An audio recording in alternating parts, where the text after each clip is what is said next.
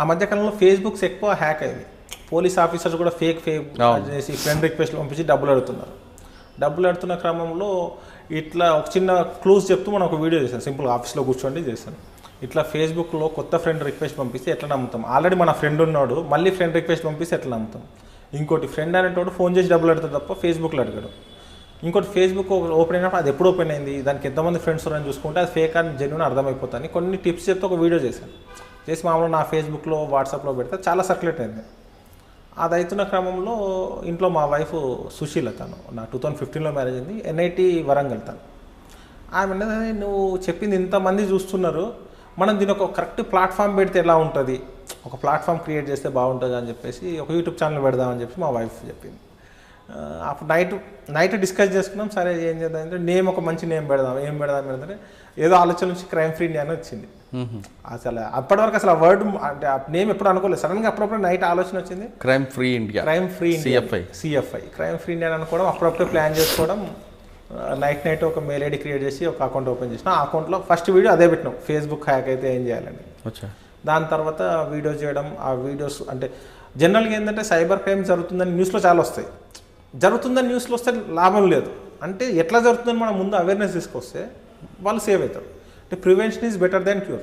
Cyber క్రైమ్స్కు దానికంటే వేరే మార్గం లేదు. ఎందుకంటే ఎంత టెక్నాలజీ పెరిగి మనం పట్టుకోవడం చాలా కష్టం, చాలా టైం టేకింగ్, మనకు కూడా శ్రమతో కూడింది, డబ్బులు ఖర్చు అయితే. మనం వేరే స్టేట్స్కి వెళ్ళి పట్టుకోవడం, వచ్చిన తర్వాత రికవర్ అవుతుంది ఛాన్స్ తక్కువ. ఇంతన్నిటికీ సొల్యూషన్ అసలు మనం జాగ్రత్త పడితే బెస్ట్ కదా అని చెప్పేసి ఆ క్రైమ్ ఫ్రీ ఇండియా ఛానల్కి ఒక ట్యాగ్ లైన్ కూడా పెట్టినాం, అవగాహన పెంచుకో నిన్ను నువ్వు కాపాడుకో. అవగాహన పెంచుకో నిన్ను నువ్వు కాపాడుకునే ఆ శీర్షికతో స్టార్ట్ చేసి రెగ్యులర్గా వీడియోస్ చేయడం. ఒక 2 వీడియోస్ చేసిన తర్వాత మా జాయింట్ CP అవినాష్ మంచి సార్ని కలిసాను. సార్ ఇట్లా వీడియోస్ చేస్తున్నాను, బాగుందంటే ఓకే గుడ్, బాగుంది చెయ్యు, బట్ మనకు కొన్ని బోర్డర్స్ ఉంటే అవి దాటి ఎట్టి బస్సులు చేయొద్దు, మనం చేయొద్దంటే సార్ నేను ప్రతి చేస్తాను సార్. అప్పుడు సారు పర్మిషన్ అఫిషియల్గా లెటర్ పెట్టని చెప్తే అప్పుడు మా CP గారు సార్ దగ్గరికి వెళ్తే అంజన్ కుమార్ సార్ అప్పుడు ఆయన స్క్రూటినీ చేసి దాన్ని లీగల్ ఒపీనియన్ తీసుకొని ఛానల్ పెట్టడానికి చాలా రోజులు టైం పట్టింది. ఎందుకంటే ఇప్పటివరకు ఏ పోలీస్ ఆఫీసర్ కూడా ఒక యూట్యూబ్ ఛానల్ అఫిషియల్గా రన్ చేయట్లేదు. అవును, మనం చేయొచ్చా చేయరాదనేది ఎక్కడ చూసినా, మా సర్వీస్ రూల్స్లో చూసినా, ఎక్కడ చూసినా దానికి సంబంధించినది దొరకట్లేదు. ఏం చేయాలో అర్థమవట్లేదు. నాకేమో చేయాలని ఉంది, పబ్లిక్ అవసరం, అంటే నాకు చేయాలంటే నేనేదో హైలైట్ కావాలని కాదు, కానీ ఇది అవసరం, దీనివల్ల ఎంతో కొంత యూజ్ అవుతుంది. కానీ దీన్ని మనం పోలీస్ కౌంటీ అఫిషియల్గా చేయాలంటే కూడా కొన్ని ఉంటాయి అని చెప్పేసి తిరుగుతున్న క్రమంలో శాస్త్రి అని ఒక రిటైర్డ్ ఆఫీసర్ దొరికాడు. అతను మన పోలీసు ఎంప్లాయీస్ సంబంధించిన అన్ని రూల్స్ మీద పర్ఫెక్ట్ ఎక్స్పీరియన్స్ ఉంది. మన CP ఆఫీస్లో అతను అవుట్సోర్సింగ్లో చేస్తున్నాడు. ఆయన దగ్గరికి వెళ్ళి చెప్పేసరికి అంటే ఆయన మొత్తం సరి చేసి దీంట్లో రూల్స్ బిల్స్ ఎందుకయ్యా, నువ్వు చేస్తుంది prevention. Police primary duty prevention of crime, detection of crime. ప్రివెన్షన్లో ఇది ఒక పార్ట్, నీకు అఫిషియల్ డ్యూటీస్లో ఇది ఒక పార్ట్. సో నీకేం ప్రాబ్లం లేదని ఆ గ్రౌండ్స్లో ఆయన డ్రాఫ్టింగ్ ఇచ్చాడు. ఆ డ్రాఫ్టింగ్ బేస్ చేసుకొని ఒపీనియన్ తీసుకొని sir Anjan Kumar sir permission ఇచ్చాడు, అఫిషియల్ పర్మిషన్, నువ్వు వీడియోస్ చేయొచ్చు. మన పోలీస్ ఇమేజ్ ఎక్కడ డిస్టర్బ్ కావద్దు, గవర్నమెంట్ పాలసీస్కి అగెనిస్ట్గా కాకుండా పబ్లిక్స్కి యూజ్ చెప్పండి అని చెప్తే అప్పటి నుంచి ఇక సీరియస్గా స్టార్ట్ చేసాం. ఇక తర్వాత మన CV ఆనంద్ సార్ వచ్చిన తర్వాత కూడా కలిస్తే ఓకే గుడ్, బాగా చేస్తున్నావా, ఎట్లా చేస్తున్నావు అని చెప్పి చాలా అప్రిషియేట్ చేశాడు. అంటే ఒక సాటిస్ఫాక్షన్, అక్కడ మనకు పెద్ద ఆఫీసర్ ఇట్లా వెన్ను తట్టి ఇట్లా అంటే ఆ ఫీలింగ్ వేరుంటుంది, మనం కష్టమంతా పోతుంది. ఎందుకంటే మీరు చేస్తున్న ఈ కార్యక్రమంలో సైబర్ క్రైమ్ MOs ఏవి ఎక్కువ కనిపిస్తున్నాయి అంటే సార్ ఇప్పుడు మనకు హనీ ట్రాప్ కేసెస్ రిలేట్ అవుతున్న కేసెస్ రిజిస్టర్ 23 సపరేట్ MOs ఉన్నాయి. ఆ MOs కూడా డే బై డే చేంజ్ అవుతూ వస్తున్నాయి. ఇప్పుడు ట్రెండింగ్లో అంటే ఎక్కువ మంది విక్టిమ్స్ ఉన్న హనీ ట్రాప్లో నాకు యూట్యూబ్ ఛానల్ చేసినప్పుడు వాళ్ళ ప్రాబ్లమ్స్ ఉంటే క్వశ్చన్స్ అడగడానికి కామెంట్స్ పెడితే ఒక్కోసారి కామెంట్స్ అందరు చదవడానికి యాక్సెస్ ఉంటుంది. కొందరు ఇబ్బంది అంటే ఒప్పుకోరు, అంటే వాళ్ళ ప్రైవసీ బయట రావడం. సో దానికోసం ఒక మెయిల్ ఐడి ఇచ్చాం, క్రైమ్ ఫ్రీ ఇండియా 2020 అని. ఆ మెయిల్ ఐడిలో చాలా ఈ హనీ ట్రాప్ గురించి వస్తున్నాయి. సార్ నాకు ఇట్లా జరిగింది, ఏం చేయాలి. హనీ ట్రాప్ అంటే జనరల్గా మనం కూడా చెప్తాం, హనీ ట్రాప్ అనే వర్డ్ కొత్తగా ఉంటుంది కాబట్టి ఆడియన్స్కి చెప్దాం. హనీ ట్రాప్ అంటే ఏంటంటే ఇది అప్పట్లో ఈ ఆర్మీ ఆఫీసర్స్ని ట్రాప్ చేయడానికి శత్రు దేశాల వాళ్ళు చేసేవాళ్ళు. అంటే ఒక మంచి ఆర్మీ ఆఫీసర్కి ఒక అమ్మాయిని ఎరవేసి ఆ అమ్మాయితో క్లోజ్ అయిన తర్వాత ఎక్కడ వెళ్తున్నారు, రేపు ఏమి ఆపరేషన్ చేస్తున్నారు అని చెప్పేది అట్లా జరిగేది. దాన్ని సైబర్ అఫెండర్స్ అడాప్ట్ చేసుకొని మెల్లిగా కామన్ పబ్లిక్లోకి తీసుకొస్తున్నారు. వాళ్ళు ఫేస్బుక్లో కానీ వాట్సాప్లో కానీ మీకు హాయ్ అని ఒక మెసేజ్ పెడతారు. హాయ్ అని మెసేజ్ పెట్టగానే మనం జనరల్గా హాయ్ అంటే ఎవరు అని చెప్పేసి మనం హాయ్ చెప్తాం. వాళ్ళు DP కూడా అమ్మాయి ఫొటోస్ పెడతారు. అమ్మాయి ఫొటోస్ అంటే హీరోయిన్ ఫొటోస్, మోడల్స్ ఫొటోస్ పెట్టారు. కామన్ అమ్మాయి ఎక్కడి నుంచో పిక్ చేసుకుంటారు. అంటే మనం చూడగానే ఈమె ఎక్కడో చూసినట్లుంది అనే ఫీలింగ్ క్రియేట్ చేసేసి హాయ్ చెప్పగానే మనం హాయ్ అనడం, బాగున్నామా ఇవన్నీ ట్రాన్సాక్షన్ జరిగి నువ్వు ఫ్రీగా ఉన్నావు నేను వీడియో కాల్ చేస్తాను అంటే ఇక వీడియో కాల్ చేస్తుంటే మనం ఏం ఆలోచించకుండా వీడియో కాల్ అటెండ్ చేస్తాం.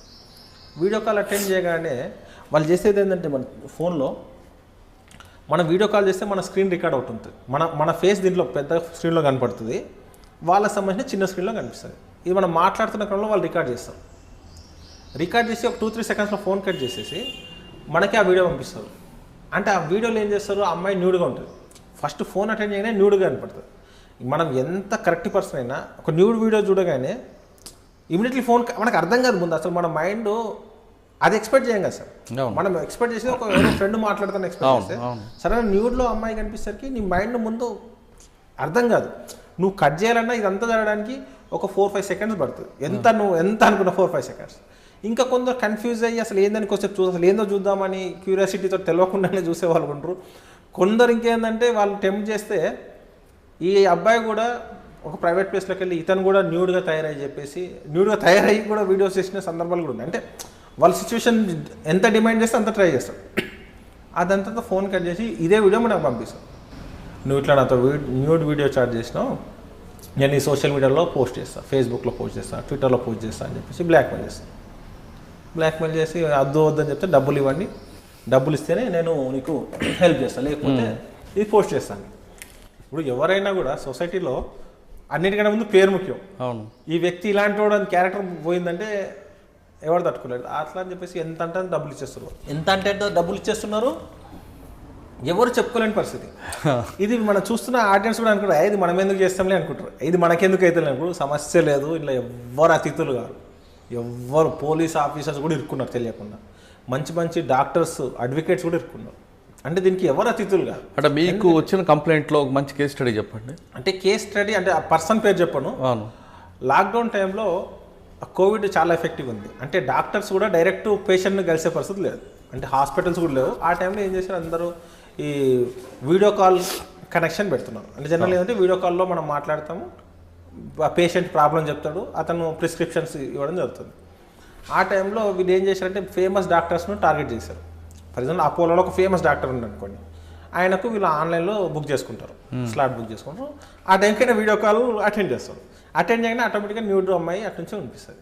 డాక్టర్కి అసలు ఆయనకు అర్థం కాదు అసలు ఏం జరుగుతుంది అని.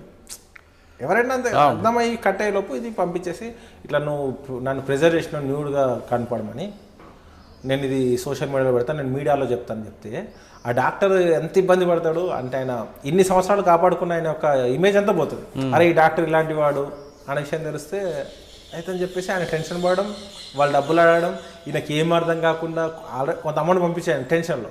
ఇదేంటంటే సైబర్ అఫెండర్ నువ్వు ₹1,00,000 పంపిస్తే డిలీట్ చేస్తామంటారు కదా, ₹1,00,000 పంపించినా డిలీట్ చేయరు, ₹1,00,00,000 పంపించినా డిలీట్ చేయరు, నువ్వు ఏం పంపించకపోయినా డిలీట్ చేయరు వాడు. ఎందుకంటే వాడు కావాల్సిన డబ్బులు, నువ్వు ఎంత భయపడితే అంత టార్గెట్ చేస్తావు. ఆయన ఒకసారి ఇచ్చాడు, రెండోసారి ఇచ్చాడు, ఆయనకు అర్థం అవ్వట్లేదు. ఈయన ఇంకా పేషెంట్స్ ఈ టెన్షన్ స్టార్ట్ అయిపోయింది ఆయనకి. ఇంకా ఆ టైంలో అప్రోచ్ అవ్వడం జరిగితే ఇది జరుగుతుంది సార్, ఇది 80% వాళ్ళు చేయరు.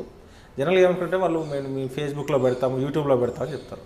యూట్యూబ్ కానీ ఫేస్బుక్ కానీ సార్ అబ్నార్మల్ కంటెంట్ ఉంటే, అబ్సీన్ కంటెంట్ ఉంటే వాళ్ళు అప్లోడ్ చేయడానికి యాక్సెప్ట్ ఇవ్వరు. అప్లోడ్ కాగానే వాళ్ళు చెక్ చేసి వాళ్ళే డిలీట్ చేస్తారు. ఈ విషయం తెలియక చాలామంది నిజంగా అవుతుంది కావచ్చు అని డబ్బులు ఇస్తారు. ఇది చాలా జరుగుతున్నాయి. దాని మీద కొన్ని వీడియోస్ చేసాం. ఇంకా తర్వాత ఇట్లా కాదు, దీనికి మనం చెక్ పెట్టాలి. మనం క్రైమ్ ఫ్రీ ఇండియా తరఫున సొసైటీకి ఒక మంచి చెక్ ఒక టిప్స్ చూపించాలని చెప్పేసి టిప్స్ పెట్టాం సార్. ఈ టిప్స్ ఇది కంపల్సరీ ఫాలో అవ్వండి. అందరూ ఏమనుకుంటారంటే నేను మోసపోను, నేను చాలా గ్రేట్ అనుకుంటారు. మోసపోకుండా ఉండే సమస్య లేదు. మనకి ఎప్పుడైతే అన్నోన్ కాల్ నుంచి వీడియో కాల్ వస్తుంది కదా సార్, మనకు వీడియో కాల్ వచ్చినప్పుడు ఫోన్ అటెండ్ చేసే ముందు ఈ కెమెరా ఉంటుంది కదా, ఫ్రంట్ కెమెరా, ఈ ఫ్రంట్ కెమెరా క్లోజ్ చేసి వీడియో కాల్ యాక్సెప్ట్ చేయండి. మీ ఫేస్ రికార్డ్ కాదు, అక్కడ ఏముందో కనపడుతుంది. ఇన్ కేస్ హనీ ట్రాప్ ఉన్న అక్యూజ్డ్ అనుకోండి, అక్కడ అమ్మాయి న్యూడ్గా కనిపిస్తుంది, కానీ మీరు కనపడినంతసేపు వాటిని బ్లాక్మెయిల్ చేయాలి. కెమెరా క్లోజ్ చేసి ఫోన్ అటెండ్ చేయండి. అన్నోన్ కాల్ కాదు, ప్రతి కాల్. అందరూ ఏంటంటే అన్నోన్ కాల్ చేస్తే సరిపోతుంది కదా, నోన్ కాల్స్కి ఎందుకు ప్రాబ్లం అనుకుంటారు. స్కూపింగ్ అనేది ఒకటి ఉంటుంది సార్. దాంట్లో ఏంటంటే మీ పేరుతో నాకు కాల్ వస్తుంది, మీరు కాదు నాకు చేసేది. మీ నెంబర్ నుంచి నాకు కాల్ వస్తే నేను ఏమనుకుంటాను మీరే కావచ్చు అని నేను క్యాజువల్గా అటెండ్ చేస్తాను. అంటే అది స్కూప్ కాలా లేకపోతే ఫేక్ కాలా అని తెలియదు. చాలామందికి మన నెంబర్ నుంచి మనకే కాల్ వస్తుంది కొన్ని సందర్భంలో. ఇది మనకు తెలియదు కాబట్టి ఎందుకు సింపుల్ మన క్లోజ్ ఫ్రెండ్ అయినా ఒక 2 సెకండ్లు కదా క్లోజ్ చేసి మళ్ళీ ఓపెన్ చేయండి. ఎవరు తప్పు ఫోన్ వచ్చినప్పుడు కెమెరా క్లోజ్ చేసి వీడియో కాల్ వచ్చినప్పుడు మాత్రమే వీడియో కాల్ ఆన్ చేసి ఒకసారి మాట్లాడి మనోడు అనుకుంటే ఫింగర్ తీసేయండి, 2 సెకండ్స్లో తీసేయండి సరిపోద్ది. రైట్, సింపుల్ అసలు మీ ఎన్నో ప్రాబ్లమ్స్ సాల్వ్ చేస్తారు. లక్షల రూపాయలు కాపాడుతుంది, మీ మానసిక టెన్షన్ నుంచి బయటపడతారు. ఎంత పెద్ద సమస్య అది, ఎవరికి చెప్పుకోలేము. ఎవరు చెప్పుకుంటే ఏమనుకుంటారో. నిజంగా మీరు ఎందాలుగా మంచివాడు అనుకుంటే ఎవరు నమ్మడు సార్, చెడ్డోడు అనడానికి అందరు నమ్ముతారు. నేను మంచివాడు అంటే ఎవరు నమ్మడు, ఏమో చేస్తుంటాడు వీడియో కాల్ అయినా సొంగగారిచి ఉంటాడు అనుకుంటాడు. అసలు ఎవరు కూడా నేను మంచివాడు అంటే నమ్మడు.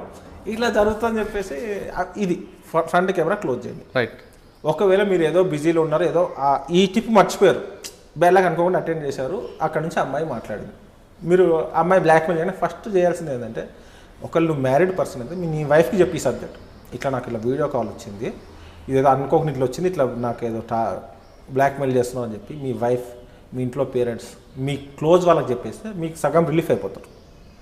ఏదైనా ఫస్ట్ మీ ఫ్యామిలీ బయట వాడని కూడా మీ ఫ్యామిలీని నువ్వు ముందు కన్విన్స్ చేయగలిగితే సరిపోతుంది. ముందే నువ్వు చెప్పినావు ఒక ఫస్ట్ మెసేజ్ రాగానే చూపించింది ఇట్లా బ్లాక్మెయిల్ చేస్తున్నాడు అని చెప్తే మీ ఇంట్లో వాళ్ళు అర్థం చేసుకుంటారు ఏంటంటే మా ఆయన తెలియకుండా అందులో ఇరుక్కున్నాడు.